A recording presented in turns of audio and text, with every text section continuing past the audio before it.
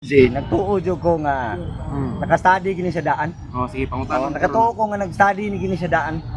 Ang among sabot sa wala pa mi magkita mo bitaw nga nianhi ko diri ako gisang gipadali. Impas lagi. Kay ang atong sabot, ang sabot manggud namo, pamatud-an niya nga buang si Ellen White. Human dili dapat tuwan. Ipakita bitaw nako tong buang no nga nasa dalan no. In sa probably ing ana daw sa katong mga an ba kanang ana diri ba.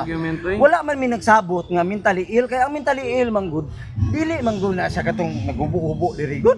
Unya ang mentally ill masabtan nimo actually more on emotional ang mentally ill ba kanang dali sila masuko pero tarong na sila nga mga tao.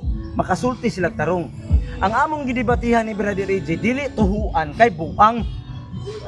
Mauna nga mong mao gina nga mong premise god. Dili sa tuhuan kay buang. Gipangutanan ako siya.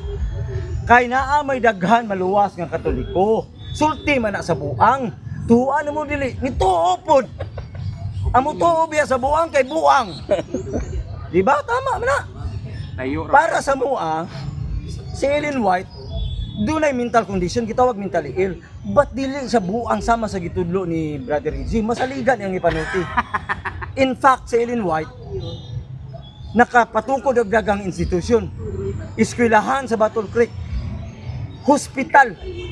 Nay dako kay hospital sa kuno sa kanani ang Australia. Si Ellen White nag-establish na.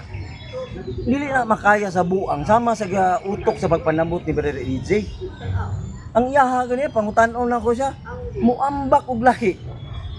Okay sa iya pag dili siya mosugot pag ingon ni Ellen White nga ang Pope ang Papa si maoy 666. Maoy kanang beast. Dili siya mosugot. Sa to pa ang iyaha ato katulang iyahang gustong ang pabor lang sa iyaha.